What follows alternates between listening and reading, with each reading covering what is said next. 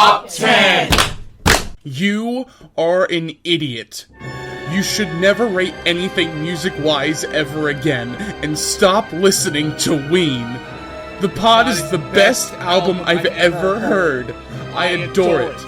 You, not knowing dick about Ween, should stick to whatever garbage you regularly listen to because you obviously know nothing about Ween or their absolute brilliance. And stop saying how brown this or that is, since you have no idea about the use of the term as it pertains to Ween. Never review a Ween album again. God, I'm a bad listener. Hello everybody, welcome back to Top 10, a show where I listen to an entire artist's discography and I give you the top 10. And so yeah, today we're going to be talking about Ween. Yes, when you last saw me talk about Ween on this channel, I was a lot more green when it came to Ween's discography. Before I talked about the pod, I only listened to like a couple of singles, and then I went on to listen to 12 Golden Country Greats and Quebec. I realized something when I was doing my research for the pod, that Ween is fucking awesome. They are fantastic. So my New Year's resolution for this year was to listen to everything Ween had to offer, the entire Ween's discography. And almost every single day in 2022, I have listened to at least one Ween song, and I wanted to become as comfortable as I could with Ween's discography, because this is the first time where I haven't been listening to an artist for a extremely long time. I'm very still new to Ween, and I wanted to make sure that I did Ween justice with my picks for this episode. But now I can say with utmost certainty that Ween is one of the best bands I've ever had the fortune to listen to. And if you have not listened to a lot of Ween, I hope this list is a good jumping off point for you. And if you already are a fan of Ween, as you already know, that they cover so many different genres and styles that no two top 10 lists are alike. So if you didn't like my list, make sure you tell me your top 10s in the bottom below. Alright, let's get started, boys, yeah! Kickstarting this list is also what kickstarted Ween's 1997 magnum opus, The Mollusk, and that is Dancing in the Show Tonight. Are my ribbons tight? Is my hair in place? Have I got a cute expression on my face? Is my shoes all shine? I'll try to keep in line when I'm dancing in the show tonight. What Dancing in the Show Tonight basically is, at its core, is a reimagining of the song Are My Ears On Straight, that famous Christmas song by Gala Peavy, or Gala Pave, or Gala Peavy, a Christmas song about a doll who really wants to be taken home so they can be presented to a little kid on Christmas Day. When Ween discovered this song, they thought it was wonderfully creepy, and they thought they would make their own version of this song. Not only did they change the words to be about a play, but also they tried to really ramp up the weird, which I think was a perfect choice because it really settles you in for the wonderful, wacky time that you're about to experience on The Mollusk. Showtime now is getting nearer. Am I getting scared? Wish I could see in the mirror if I'm all prepared. Why is this song number 10? Well, it's fun, it's crazy, it's wacky, and also it's part of my pre-show production ritual. This year I've had a lot of instances where I had to do a lot of public speaking. I also was in a play today. I did a production of Little Shop of Horrors this year. And before every show, before any time I have to go out on stage for anything, what I do is I put on this song to get me in the mood, really pump myself up before I go out on stage. And because it's been with me so many times this year, that is why Dancing in the Show Tonight is getting number 10 on this list. The next song I'm going to be covering on my list comes from 12 Golden Country Greats, a wonderful album that features beautiful somber songs like I Don't Want to Leave You on the Farm and Help Me Scrape the Mucus Off My Brain, the latter of which is so beautiful. It's one of the best country songs I've ever heard. But that song's not on this list. The funny piss song is. Number 9 is Piss Up a Rope. This song is hilarious. It is such a funny freaking song. You can piss up the rope and you can put on your shoes, hit the road, get trucking, pack your bag, I don't need your ag on your knees, you big booty bitch, start sucking. Piss Up a Rope is about a very disgruntled husband who is not satisfied with the state of his marriage. So what he does is he tells his wife to go hit the bricks and go piss up a rope. Piss up a rope is an expression that Dean Ween's father used to say numerous times, so this is a funny little homage to his father, and Dean wrote the whole song for his wife. So I hope she found it funny as well, or that would have been hella awkward when that album released. You can piss up a rope and feel the pissy dribble. You can piss up a rope and watch me giggle. For the last 6 months, I've been packing your bag. You can wash my balls with the warm wet rag. Anytime I have to go on a long drive with some of my friends, 9 times out of 10, I'm probably going to play Piss Up a Rope at some point. It's so funny and so ridiculous, and that goes double if they've never heard this song before. And anytime I play it is always a gut buster. It is crude humor, and you know, that just scratches the middle school brain that still resides in my head. Is Help Me Scrape the Mucus Off My Brain a better song? Well, there's certainly an argument there, but for this list right here, Piss Up a Rope takes the number 9 spot on this list. One of the strangest releases in Ween's discography is 2000's White Pepper. And really the only reason that is because of how normal the whole thing sounds. There are no songs about spinal meningitis, there's no noise song about pumpkins in the woods, and there's certainly no, references to the pork roll, egg, and cheese sandwich. The album was inspired by the works of the Beatles, a la the White Album and Sgt. Pepper's Lonely Hearts Club Band, which lends itself to its vast commercial appeal at the time. Now, is that a bad thing? No, not at all, but it does stick out in Ween's discography. It's like Beethoven performing at Headbanger's Ball. It does not fit in the slightest. My number 8 song is going to be my favorite song off of White Pepper. Number 8 is going to Even If You Don't. I love you, even if you don't. You've got your knife up to my throat. Why do you wanna see me bleed?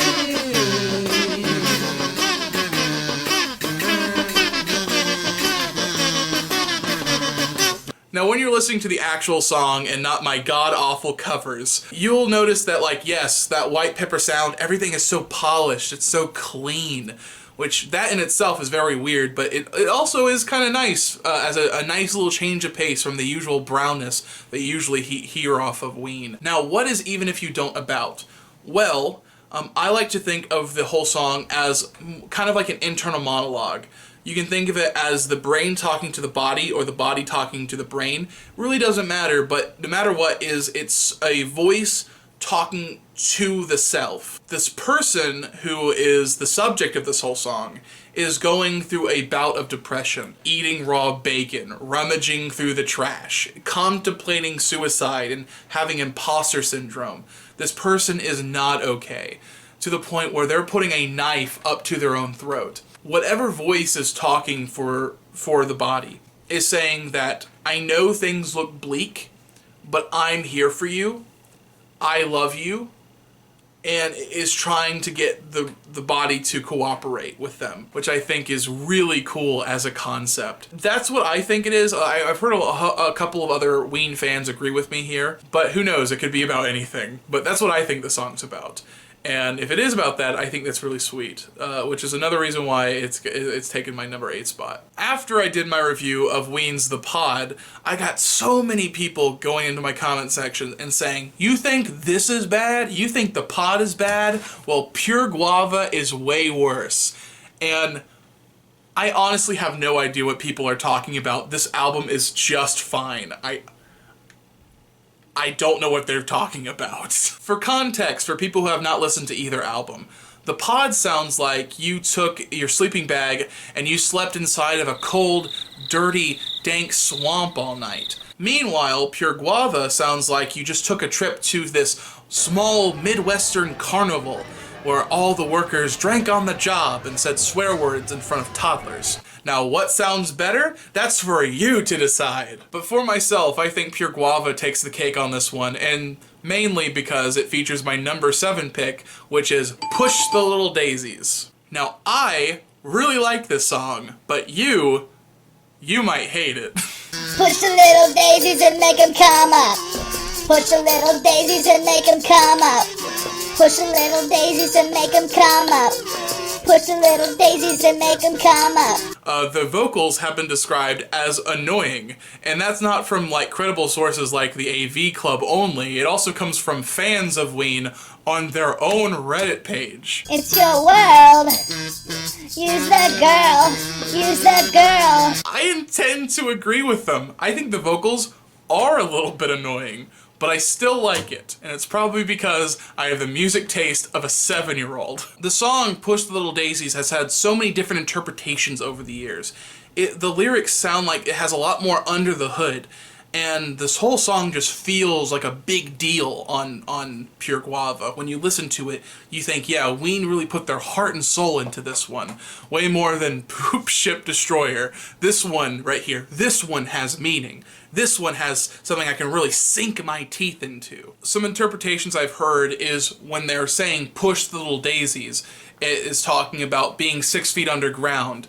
And with the love connotation, it could be that this is a failed relationship very close to Piss Up a Rope, where this is like a song about a failed relationship, and the person who's in this relationship wants the other person to be pushing up daisies. But I've also heard an interpretation that this is a love song, and this love song is talking about how their love will grow like a daisy. But when they're talking about pushing up the little daisies, Ween has revealed that the daisies that they're talking about are a woman's nipples. The song is about getting it on, as it were. Might be a little anticlimactic, but hey, who doesn't like a good old nipple once in a while?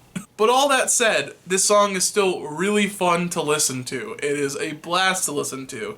When I go in for my shift at work, I like to listen to this song before I go in, because it's just a lot of fun. It's fun, and that's all that matters. The next song we're going to talk about is one of Ween's mega hits, which is 1994's Chocolate and Cheese's Freedom of 76. Freedom of the body, freedom of the mind. A hoe on South Street hired for tricks. Little girls picking up sticks. Freedom of 76. What a beautiful sounding song! It sounds so good. What Freedom of 76 is about, it's about Philadelphia. It is a love song to Pennsylvania, where Ween came from. They're from New Hope, which is like a stone's throw away from Philly. Like, you have symbolism like the Liberty Bell, you got Boys to Men, you even got the movie Mannequin, which was filmed there, and it's a beautiful song. Like, the vocals by themselves, it's a wonderful performance on this little thing. And of course, Ween being the Tupperware artists that they are, a band or artist who mostly makes songs about things no one else would. They couldn't leave it as just a love letter to Philadelphia. They also had to put a little twist on it. So the whole song is from the perspective of a pimp, someone who is celebrating the fact that they have this opportunity in America to be a pimp.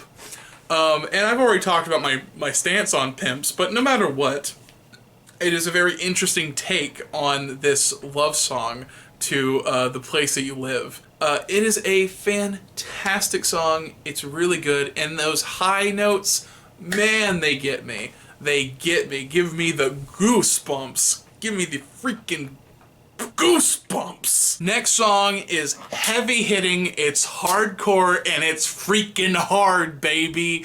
We're gonna be talking about 2003's It's Gonna Be a Long Night from the album Quebec. Maybe I'm a little biased, maybe it's nostalgia playing a role in this one, but I used to freaking pump this thing so hard in my Tony Hawk playlist in Underground 2. It is a phenomenal song. It is so good. Don't call your mother!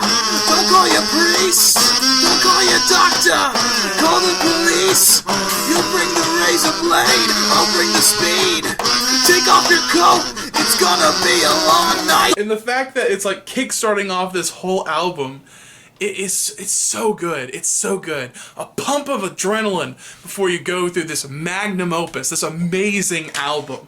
I love this thing. When I was a kid, sometimes I would make my custom Tony Hawk Underground 2 playlist, and there was just one time where I was just like, screw it, I'm just gonna listen to this one song over and over again. It's great.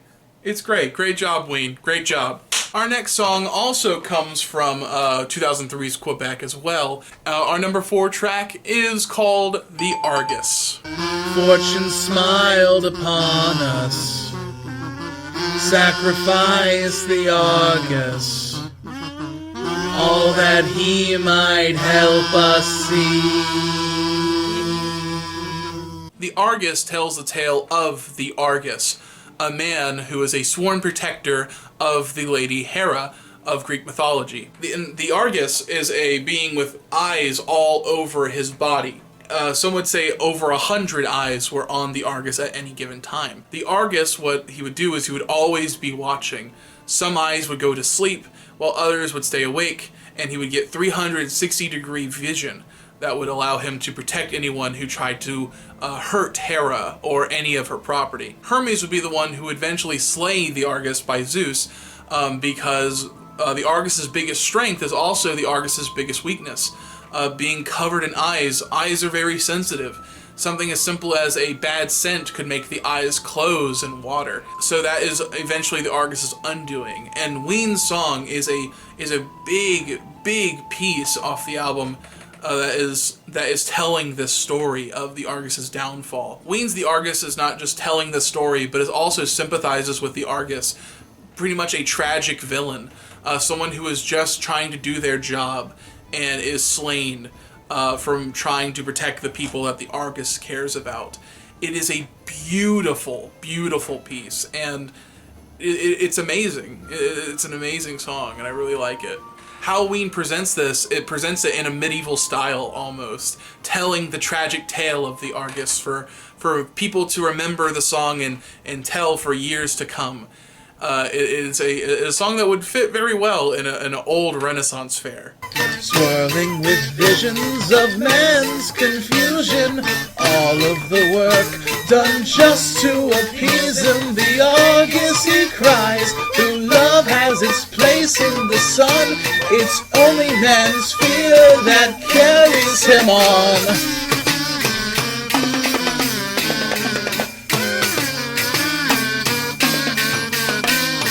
Alright, with number 3, we're officially done with Quebec, and now we're going to move on to a Rarities album now. We're going to be talking about Shinola. Shinola Volume 1 is where this song comes from, and that song is Someday. Someday you will hear me sing a love song.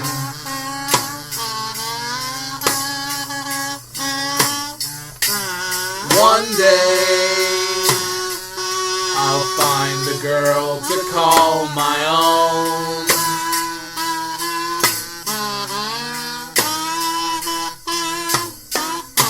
Someday is a very simple song for Ween's discography. It is so simple, but sometimes like the simplest stuff has the most impact, and I would say Someday is one of those songs right there. Someday sounds like a daydream from a child who is optimistic about his future, closing his eyes and thinking, someday I will have love. I will find a girl to call my own. One day I will have that love.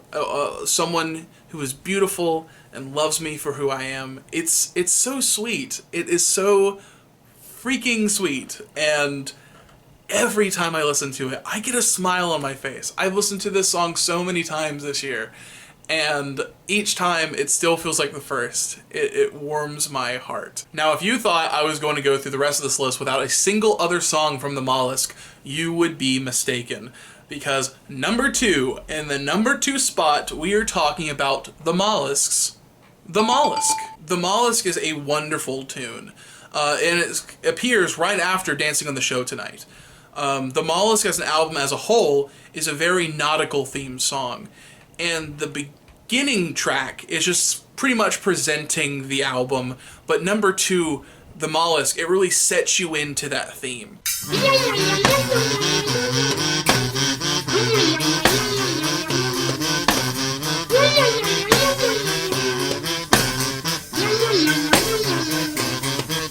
The beginning of it sounds like you're embarking into the depths of the ocean. You are sinking down into the waters. Almost like you're on a submarine voyage, just looking at all of the wonder of the ocean. And that's the beginning of this whole track. Then it settles into this conversation between a child and what a lot of people think is a priest who's trying to teach a child about the Trinity with the use of this mollusk that this little boy has found on the side of the shore. Hey, little boy, come walk with me and bring your newfound mollusk along. Does it speaketh of the Trinity? Can it gaze at the sun with its wandering eye? The whole production, from the vocals to the wonderful breakdown afterwards with the trumpet or whatever horn they have, it's a wonderful little thing. It's such a beautiful, every little tiny piece coming together. And the fact that Ween did it in this little ran down little beach house on the side of the shore, the fact they were able to produce this wonderful quality is amazing. It's amazing that they were able to do this, just the two of them. It's fantastic. It's a fantastic song. And you know this song is good when Steve Hillenburg of SpongeBob SquarePants fame, the fact that he hid some references to this specific song in one of the SpongeBob episodes. Really awesome choice. Cool. Yeah. Booyah. Now it's time for the honorable mentions, everybody. Like, this was a hard one to do. Very much a hard one. Because really, when you look at Ween songs, you're comparing apples to oranges a lot of the time. Like, so many different songs on here. I didn't even get anything from Podween Satan on this list yet. And like, there's so many awesome songs that are just packed full of these. So much quality in any of these releases here.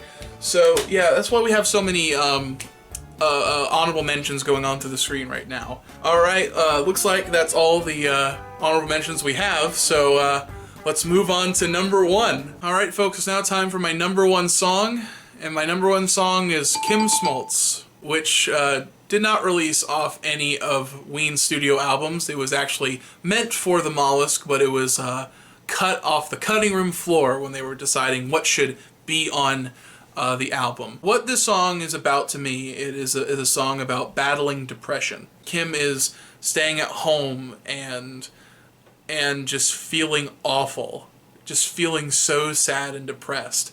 And the thing is, Kim doesn't really want to be that. Kim doesn't want to stay in this funk. Kim tries to feel better, but everything Kim does not work. One of my favorite parts of the song is when Kim tries to like cook some muffins, but the whole thing ended up going wrong. All the muffins burned, and Kim had to throw them all away, which is so relatable. So relatable. When you get into that funk, nothing goes right. Everything seems like it's against you. Even like the simple stuff from day to day.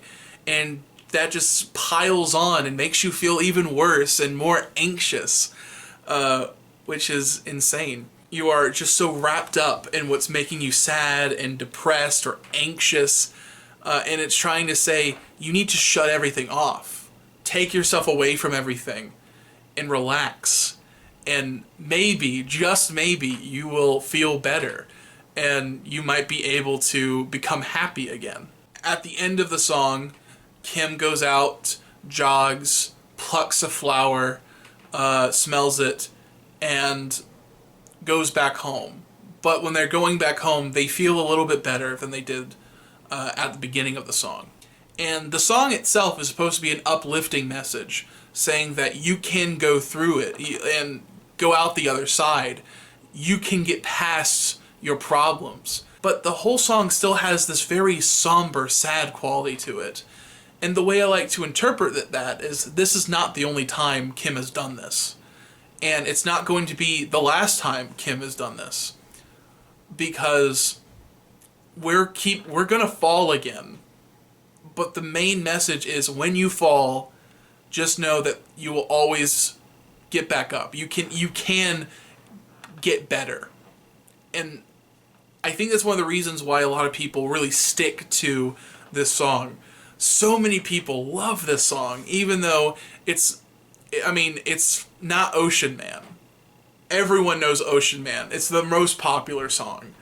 But the Ween fans really resonate and stick to this song because I think of its uplifting message that anyone can relate to.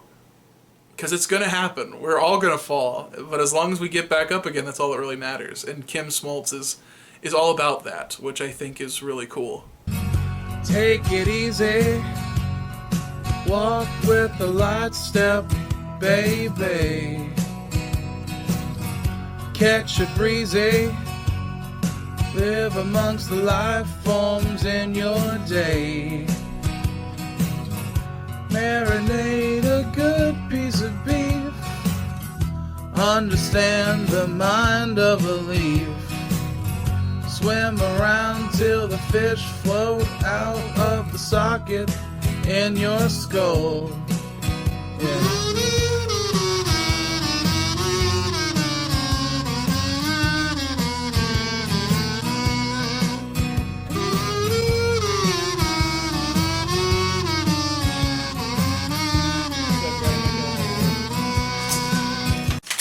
Anyway, that was my Ween Top 10, everybody. A year in the making. Over a year in the making. So yeah, did you like it? Did you hate it? Let me know in the comments, and let me know what your top 10 Ween songs would be. I love to hear what your takes would be off the bands I really like, so let me know down below. If you want to support me on Patreon, you go ahead. I try to release a video every single month, and I hope that next year I got some good bangers on the way. I hope 2023 is a good year for the Cactus Clan. I have a podcast you can listen to down below called I'll Give You an Hour with my buddy Trenton. And there you go. Those are the plugs. Those are all the little plugs. You have a good afternoon, and always remember to check your milk. Check your milk, because I had to throw away like 3 things of milk in my refrigerator. They were all turned to freaking cottage cheese. Okay, so check your milk. Make sure it's of the date. I guess that's a good enough ending. Ocean man, take me by the hand, lead me to the land that you understand. Ocean man, the voyage to the corner of the globe is a real trip. Ocean man, the crust of a tan man and back by the sand, soaking up the thirst of the land. Ocean man, can you see through the wonder of amazement at the older man? Ocean man, the crust is elusive when it casts forth to the childlike man. Ocean man, the secrets of a life form bracing the sand, soaking up the thirst of the land. Ocean man. Well, howdy there, cowpokes. Welcome to the end of the video. Hope you enjoyed my my top 10 Ween, everybody. I had a lot of fun, but now the fun ends now. It's now time to spin the wheel of Wayne and find out what my Patreons have randomly selected for me to cover next month. Here we go. Hope Hope it's a good one. All right. Spinning in 3, 2, 1.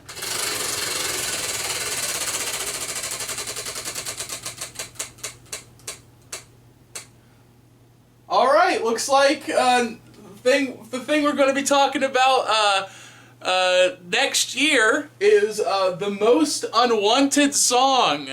Oh, that's awesome. That's awesome. I'm really excited for this one. Oh, hell yeah. Hell yeah.